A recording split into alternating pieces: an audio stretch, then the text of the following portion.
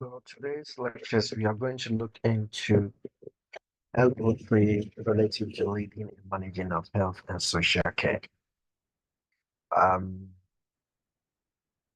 One of the things we are going to look into will be team dynamics and then communication. Those are the key concepts in team leadership.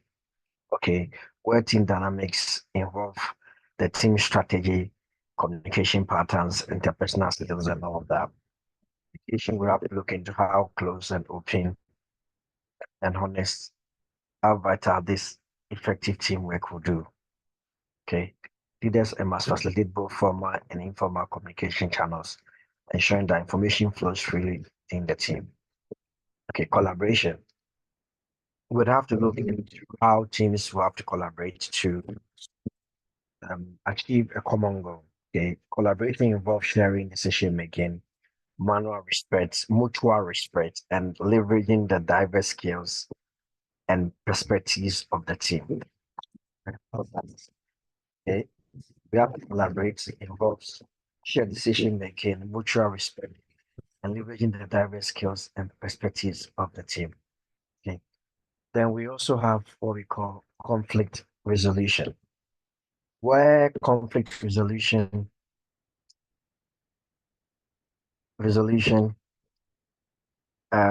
involves trying to address issues promptly and constructively. Constructively. Effective leaders use conflict resolution strategies to turn potential issues into opportunities for growth and improvement. Very, very important. Okay. That team leaders should have to look into goal setting, establish a clear rating, distinct goals that every person would have to follow and ensure that wherever we do seek to reflect the core mission of the group or organization. Regular reviewing and adjusting those goals are needed to ensure they remain relevant and attainable. Then in teamwork, there's always room for delegation and distribution, okay? Where you delegate certain tasks and responsibilities to people so that the other people can have their own core competence and achieve their core role, and then by so doing, you identify the strengths of people and delegate what you feel are the strengths of those people and what may be their weakness, you assign other people, okay? Understanding what motivates each team member, using this knowledge to inspire and engage the team. Motivation can be fostered through recognition, support, professional development opportunities, and creating a positive work environment. Okay.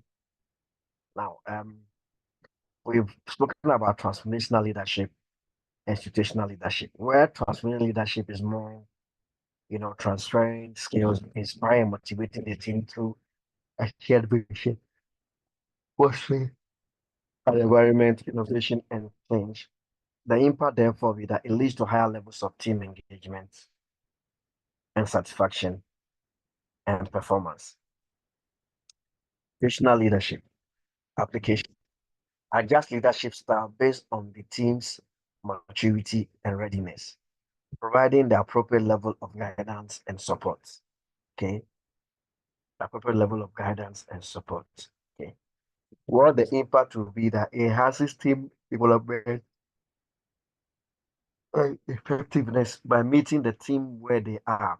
Okay. Situational is more of a situation that comes, you put a team together to do the situation, where transformational more is more the total supply chain, the entire team processes. So you try to motivate them in that regard. Action center leadership. The application therefore inclusive balance the needs of taxing individual, ensuring comprehensive team management. Well, there will be the impact to promote a holistic approach to leadership that addresses all aspects of team functioning. Okay, very, very important. It's more holistic rather than the situational kind. And then Belby's team rules application. Identify 9 key roles that individuals play within a team. AG, coordinator, implementer, plant, and uses this understanding to build balanced teams. The impact, therefore, would be that it helps in creating well-rounded teams where each member's strengths are utilized effectively. So it helps in creating well-rounded teams where each member's strengths are utilized effectively. Then we have what's called the Tachman stages of team development. Okay. Its application recognizes the stages of forming, storming, norming, performing, adjoining, and provides appropriate support at each stage. Okay. So it includes these stages, but it then provides appropriate support at every stage, whether it is forming or storming or vice versa. Okay. Impact. The impact facilitates it therefore facilitates smoother transitions through the stages, improving the team cohesion and performance.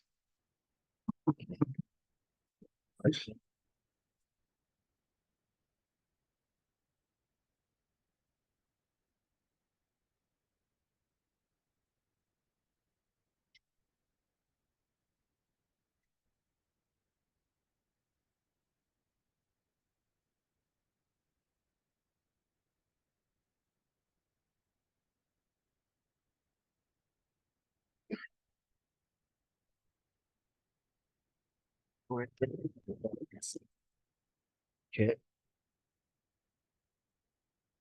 cohesion and performance. Let's proceed. And we have regular team meetings. We all know that we cannot have an effective team without regular meetings because these meetings help to, to create some awareness of inclusiveness and also regular reviews and all that. And team building activities. Organizing activities that strengthen relationships and improve trust among team members. Okay. These activities can range from workshops and training sessions to social events. Okay. Okay. Other activities that strengthen relationships and improve. So workshops, discussions, they create that enabling environment, so to speak, so that team members function and be well equipped with those workshops. Okay. The reviews and feedback. Without regular reviews and feedback, it won't be of a good necessity to build a team because a continuous feedback helps to move the team and look at the weakness and the strength that needs to be enhanced for that matter. Okay. And in teamwork, professional development plays a major role where we have the CPDs. So you identify those weaknesses and then look at,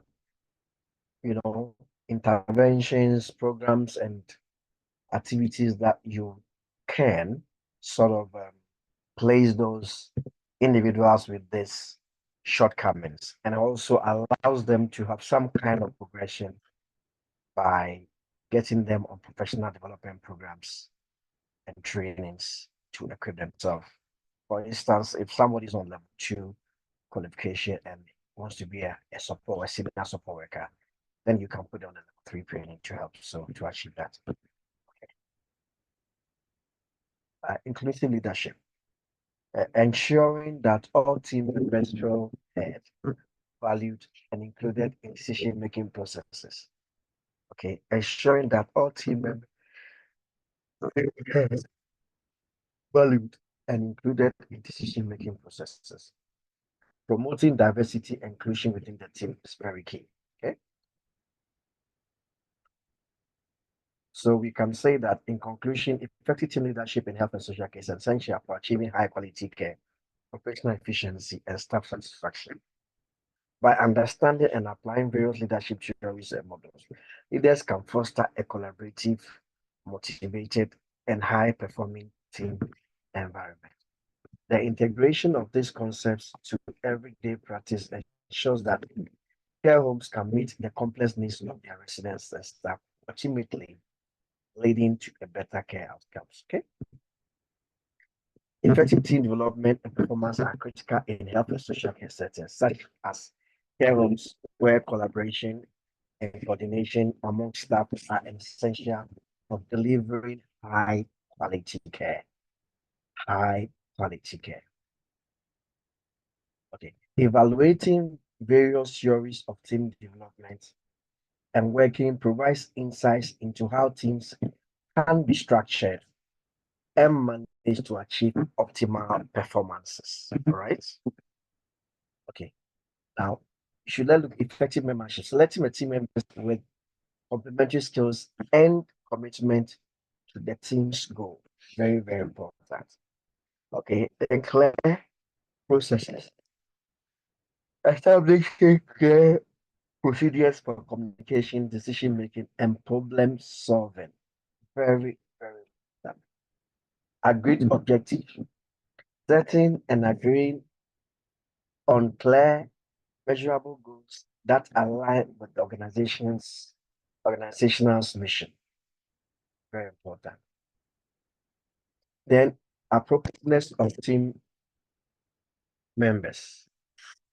So let's look at that. Ensuring team members have the necessary skills, knowledge, and attitudes to contribute effectively. So we said that in membership, you look at some of those interpersonal skills that team members have, so that when you place them in a team, you know what they can function in. They have a bit of knowledge in the team wherein they've been appointed to achieve a certain goal. Okay. Creativity, they should have some innovative skills and thinking that will help to address the challenges. And then lastly, problem solving. Developing effective strategies for identifying and resolving these issues. Very important. Problem solving. Developing effective strategies for identifying and resolving these issues. Okay. Decision making. Implementing structured decision making process that involve all relevant stakeholders. Very important. Efficiency. Optimizing resources and processes to ensure timely and effective delivery of care. Effective delivery of care.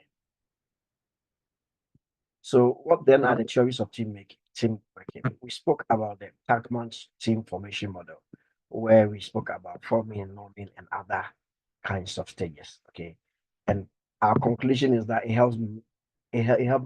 helps managers to understand the stages of team development and provide strategies for supporting them through each stage. Okay, but in the Belby's team rule theory, it's these are theories that surrounds itself around coordinatorship, monitor, evaluators, implementers, and all that. And its key function is to identify the strengths and weaknesses of team members to help circulate balanced teams where role complements each other. Okay.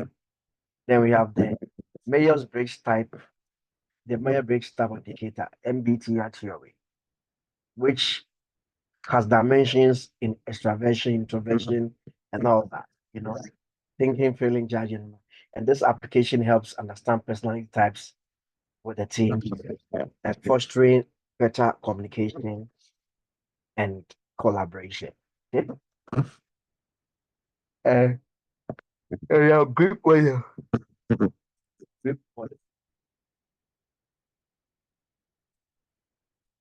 Group model, the components are goals, rules, interpersonal relationships, and processes.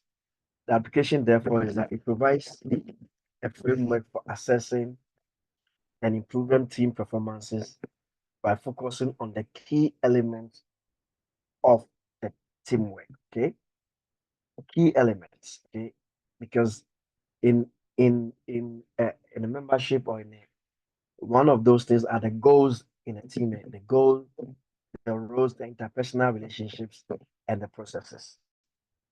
An application therefore provides a framework for assessing and improving team performances by focusing on key elements of the effective of teamwork. Okay. Then we have Tagman's team formation model, evaluation, effectiveness. Okay, it provides a clear framework for understanding team dynamics and development stages.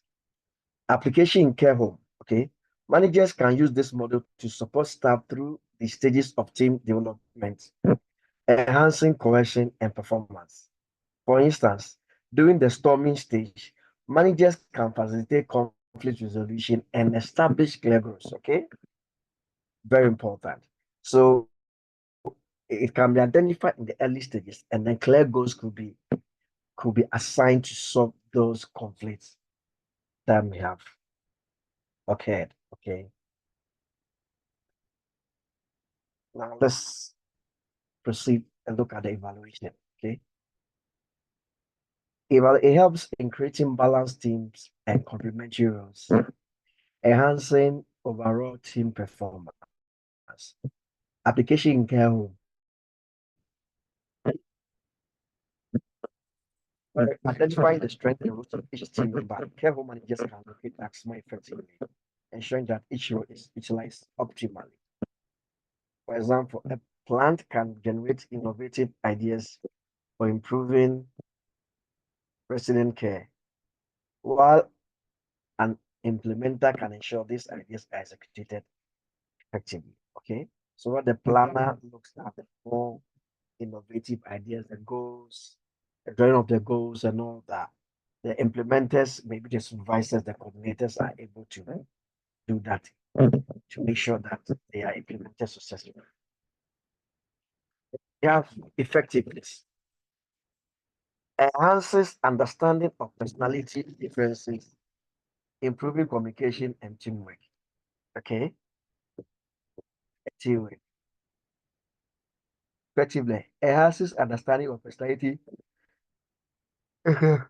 improving communication and teamwork. Application in care home. Understanding the personality types of staff members can help managers tailor their communication and management and strategies to individual needs, leading to better teamwork and job satisfaction. For example, knowing that some staff are more introverted can help in designing quiet workplaces and providing more written communication. Very key. Okay, very key. Then we could also look the GRIP model is valuation relative to how effective it could be.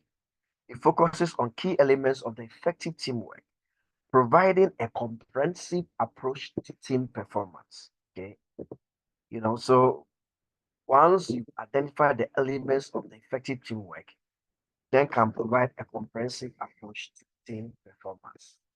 Okay, then you have application in the care home. Application in the care home. By assessing and improving goals, roles, interpersonal relationships, and processes, managers can ensure that teams work effectively. For instance, clarifying roles and responsibilities can prevent overlaps and conflicts, while improving processes can enhance the quality of care provided. Okay.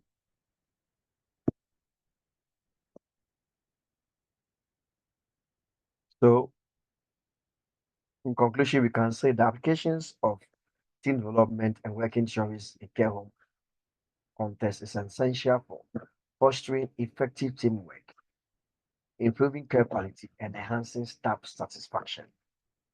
By evaluating and implementing these theories, care home managers can create a supportive and dynamic team environment that meets the complex needs of both residents and staff. Okay. Effective teamwork is crucial in health and social care settings, yet various barriers can impede these or team performance. Okay. Identify those barriers and implement those strategies and implement strategies to overcome them is essential in achieving high quality care and productivity. Okay. What could be some of the personal barriers in teamwork? Value differences. Okay. Attitude differences, variations in attitude towards work, colleagues, and change. Behavioral differences. Behavioral differences. Individual behavior traits such as introversion, extroversion can impact team dynamics and communication. Attitude differences. Attitude differences. Variation in attitude towards work, colleagues, and change can create friction. Value, value, value difference. Team members may have different personal values that affect their work policies.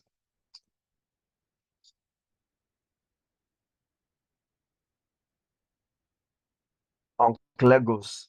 Ambiguous or conflicting objectives can lead to confusion and inefficiency. Lack of time or resources. Insufficient time and resources can hinder team members' ability to collaborate effectively. Shift working. Different shift can disrupt communications and continuity of care. Okay. Conflict resolution strategies. Conflict resolution strategies. Mediation.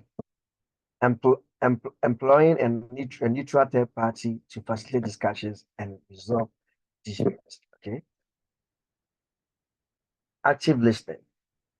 Encouraging team members to listen actively to each other's concerns and viewpoints. Very, very important. Compromise and collaboration. Finding mutually acceptable solutions that addresses the needs and interests of all parties. Okay. There we are smart goals. We have the smart goals. We have the smart goals.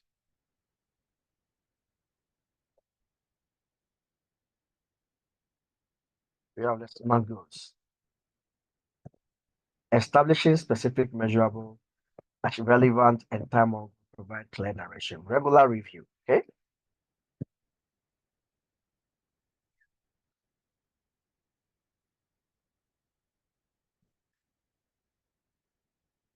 Continuously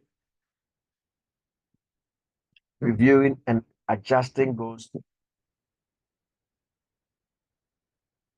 to ensure you remain aligned organizational objectives.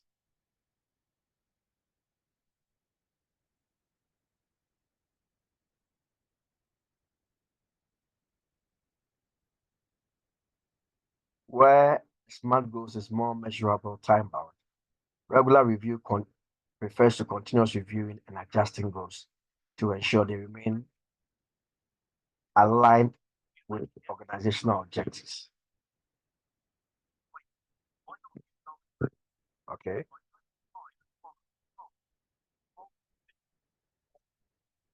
Then better planning. Resource allocation. Resource allocation. In team building, it's important to look at the allocation available for team members to tap in. So ensuring that adequate resources, time, personal equipment are available to support team activities. Scheduling. Coordinating schedules to allow for overlap and communication between different shifts. Team meetings. Regularly scheduled meetings to discuss progress, address issues, and plan for future activities. These are what we call better planning. Okay. Planning in advance. You plan relative to allocation of resources, scheduling, and team meetings. We have to also look into training and development. Training and development. Team building activities, as we've already mentioned, helps in training and development. Communication skills is also a key area that helps in that. Cultural competencies training. It also helps in educating staff on cultural differences to promote understanding and reduce conflicts.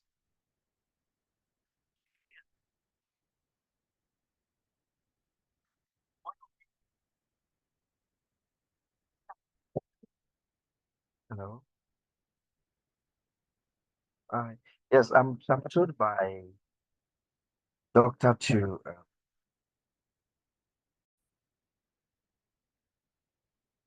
and those personal barriers. So we look at the personal barriers, and then we also look into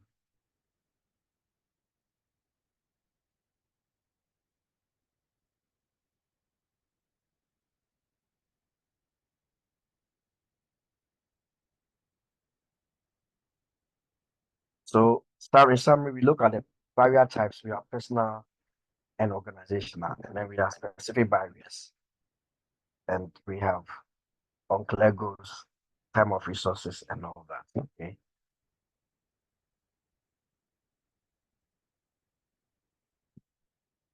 Then we have personal barriers. We spoke about the value differences, attitude differences, behavior differences having to it. And the solutions for conflict resolution strategies is to look into encouraging open communication. Understanding among team members can help bridge value and attitude difference. Mediation can be effective in resolving disputes while active listening promotes empathy and mutual respect. Okay. In training and development, team building activities help in achieving that. Okay. Communication skills training can enhance interpersonal interactions, and cultural competency training can reduce misunderstanding related to diverse backgrounds. For organizational barriers, we can look into unclear goals. Unclear when goals are not too clear and there are no clear defined missions, it brings haphazardly and everybody does what they have to do. So there's no clear objective. Lack of time and resources, limited time and resources can make it difficult for a team member to allocate effectively. For example, a heavy workload may prevent regular team meetings, insufficient equipment, and can hinder task completion. Very important. Shift work and different shifts can disrupt completion and continuity of care. Okay. In goal setting, we are supposed to adopt the SMART goals in ensuring that we can tell the difference between the goals.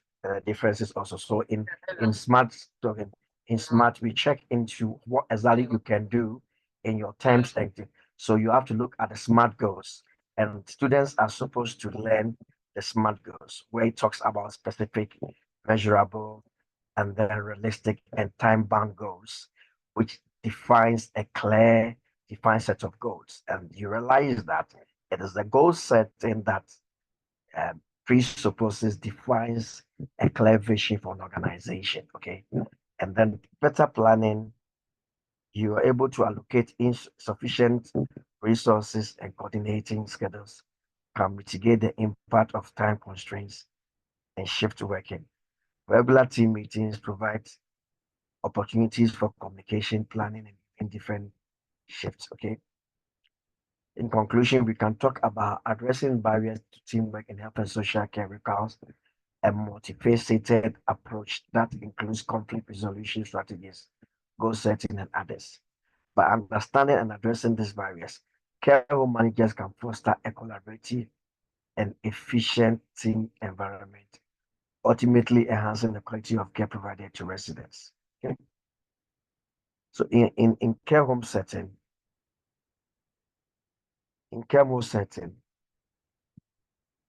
various types of teams work together to ensure the provision of high quality care to residents. Each type of team serves a specific purpose and contributes uniquely to the overall functioning of the care home. Understanding these teams, their purposes, and the benefits of effective teamwork is essential for optimal care delivery.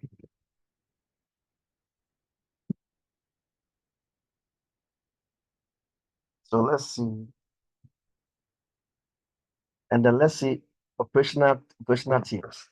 While the operational teams, the purpose is to manage the day-to-day activities or operations of the care home. Example would be the nursing staff, the care assistants, housekeeping, ensuring that daily activities run smoothly and efficiently. Okay. Now, the multidisciplinary teams, okay, purpose, provide comprehensive care by bringing together professionals from various disciplines. Examples, nurses, doctors, physiotherapists, occupational therapists, social workers. Appropriateness, ideal for addressing complex health issues that require input from multiple specialties to create a holistic care plan. Okay, create an holistic care plan. The multidisciplinary teams, they sorts of uh, various people are picked from. Let's say when there's an issue of safeguarding, you may have one person from the police force, one person from the safeguarding issue, one person from probably Ofsted is the child, one person from, let's say, the council to address a certain issue that has been uh, raised. Okay. Purposes are similar to the MBTs, but with a stronger emphasis on integrated care planning and delivery, interdisciplinary teams. Okay. Examples, coordinated care planning meetings involving various health professionals who work closely together on care strategies. Appropriateness, suitable for creating highly coordinated care plan that requires seamless integration of services. Working parties, okay? Purpose, they address specific issues or projects within the care home. Examples, committees formed to improve infection control protocols to plan and renovate a project. What then would be the appropriateness? Effective for tackling targeted problems or initiatives that require focus, attention, and expertise. Okay. Development groups. Okay. Purpose. Focus on the ongoing development and improvement of care practices and policies. Examples, groups working on implementing new care standards or development staff training programs. Appropriateness, critical control of driving continuous improvement and ensuring the care home stays up to date with best practices and regulatory requirements. And these are key things that learners and students should be much aware. Those are developmental groups that is very, you have to, okay.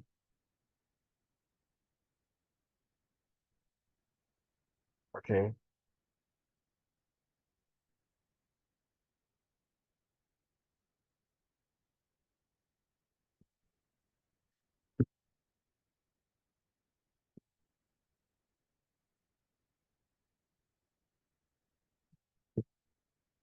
So then we have to look into sharing of knowledge and expertise. Of course, benefits of team working enhances share of knowledge, where benefit enhance quality of care. It helps improve the quality of care. Okay, and next sharing insights on patient care, very important. It helps in handover notes that encourages continuity of care, coordination and collaboration. When there's improper coordination and collaboration, benefits improves efficiency and effectiveness by ensuring all team members are aligned and working towards common goals. Examples, coordinated efforts during patient handovers to ensure continuity of care, very important. Integration of care benefits. Provides holistic care by integrating various aspects of the healthcare needs or services. Example, joint care plans developed by multidisciplinary teams to address all aspects of resident needs. Okay, to join them, that's very important. You join care plans developed by, so from different disciplines and different teams bring your care plans to achieve one common goal. Continuity of care. Benefit. It ensures that the care is consistent and continuous, okay? Reducing the risk of errors and improving patient outcomes. Example, detailed care records maintained and shared among team members to track a resident's progress and plan for future care. Okay? Trust and respect. Importance. Fundamental for effective collaboration and communication with the team. Examples, team members who trust and respect each other are more likely to share information openly and work collaboratively. Okay. Clear communication. Importance. And essential for preventing misunderstandings and ensuring that all team members are on the same page. Examples, regular team meetings and clear communication channels help to keep everyone informed and aligned. Okay. Mutual support. Importance, enhances team resilience and morale, especially in challenging situations. Examples, team members provide emotional and professional support to each other during stressful times. Very, very important. Okay. And then we can look at shared goals. Importance aligns the team's efforts and motivates members to work towards common objectives. Very important. Towards common objectives. Okay. The shared goals, it's a shared goal. So it is towards one common objectives. Examples, a shared commitment to improving resident care quality drives the team to collaborate effectively. Okay. So in conclusion, we'll be able to understand the different types of teams in care home and their specific purposes is crucial for fostering effective teamwork and delivering high quality care. By recognizing the benefits of teamwork and the importance of strong team relationships, care home managers can create a collaborative environment that enhances care delivery and staff satisfaction. So those are the references that you can use and for your assignments as well. Okay. We expect that your assignments, you start them, and it's 2 weeks upon when all the units have been covered. Okay. Very, very important.